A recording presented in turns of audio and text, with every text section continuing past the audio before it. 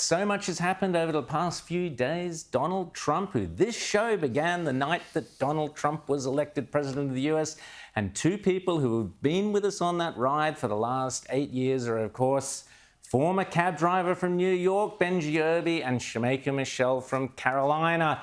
Great to see you both. Trump is back in the saddle, or so it would appear. This is great stuff. We want to see a lot of you two during the year as we keep track on the journey to the White House for Donald Trump. So I called it a year ago, said he would be the next president of the USA. What do you think, Shemeka Michelle? Listen, first of all, I have a little embarrassment knowing that other countries are laughing at the president we have now. I just feel a little peace when I know that Australians know I wasn't one of the idiots that actually voted for him to be in office. Look, I am so excited about what's happening with Donald Trump, him winning the Iowa caucus, and I'm just really excited. You know, I think that he stands a very good chance, although he has all of these cases against him right now. People see that it's not real. They understand that this is election interference and that this is just the other side really coming after their opponent and trying to do whatever they can to stop the person that really needs to be in the White House. Liz. Impeached twice, indicted 4 times. The lawsuits are piling up. But Benji, it certainly doesn't seem to be reflecting in the Republicans' popularity for Donald Trump. They absolutely love the guy. He looks like he's going to romp it in terms of becoming the Republican nominee.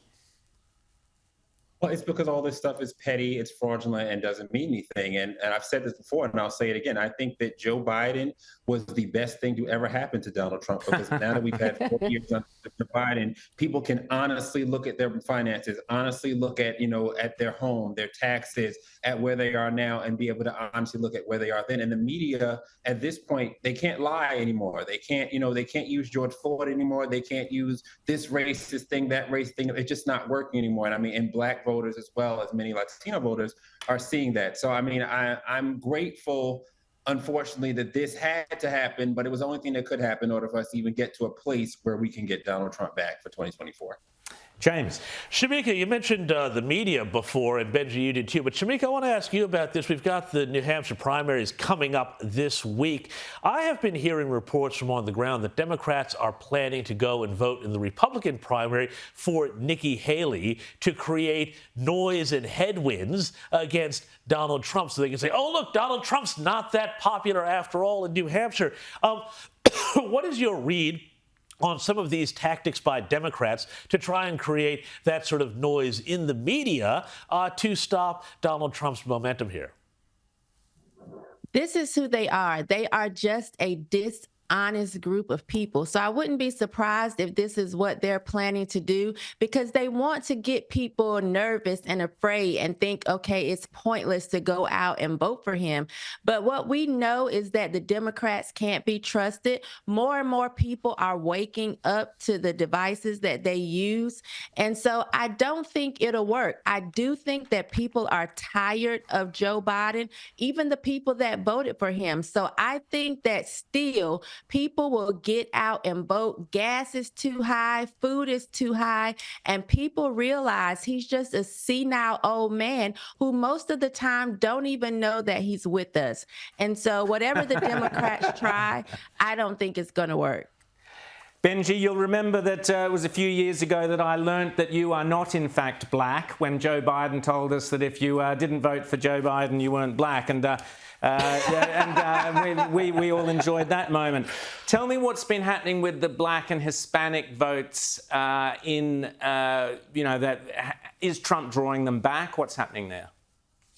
Well, I think the biggest thing that's happening right now is legal immigration. I mean, we're seeing now that in a lot of black communities, we're having these illegals that are coming over our border. They're being put in Chicago, they're being put into New York, they're being put into all these places. And a lot of these places that they're put into black communities. So now the black community has to look at itself and say, hey, look, these are people that we've been voting for, and look at what they're doing. Look at who, in a place where we're actually trying to go for, reparations and having that conversation with the black community, you have the people that you vote for, the Democrats you vote for, literally putting people before you, in your face, in your community. I mean, there was a community in Brooklyn where they actually took a school from the people of the neighborhood and decided to have the kids homeschooled so that migrants can come live in the school. So this is crazy. So I feel like at this point, Black people, we're at a place we have to look at ourselves and say, look, clearly the Democrats they're not in it for us. They're bringing people in our faces. They're taking whatever the resources are that were supposed to be for us, for our community, so people that we vote for, and they are putting illegal immigrants over us. So I think that's where a lot of the change for Trump is going to be coming from for 2024. Liz?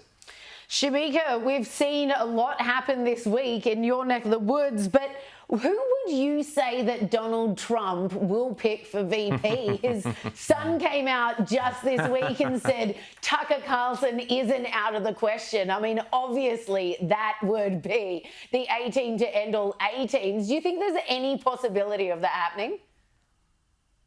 I don't know, but I would like to keep Tucker in journalism. I feel like we really benefit from him getting out there and finding the truth on the things that the media tries to continue to lie to us about. So I would hate for us to actually, lose that. I'm sure someone is looking at his spot thinking they can move into it. But I love Tucker doing exactly what he's doing, kind of keeping us informed on the things that they try to hide. So I hope that Tucker is not the one. But when I say, it really doesn't matter to me who he chooses, I'm going to support him 100% either way. There are a few people that I like. A lot of people don't like Vivek Ramaswamy. I like Vivek, and so I'm continuing to keep my eye on him. I do think that he has a political future ahead of him, and it could start with VP. We just don't know. Shemeka, Benji, personally, I'd love to see Ron DeSantis and Trump. I've been saying that for 4 years, but anyway, don't know if that'll happen or not. But let's not going to happen, says Benji. Not anymore. Benji's not going down that one. Okay, great to chat to you both. We'll chat again soon. Thank you so much, Benji and Shemeka. Always great to have you here on Outsiders.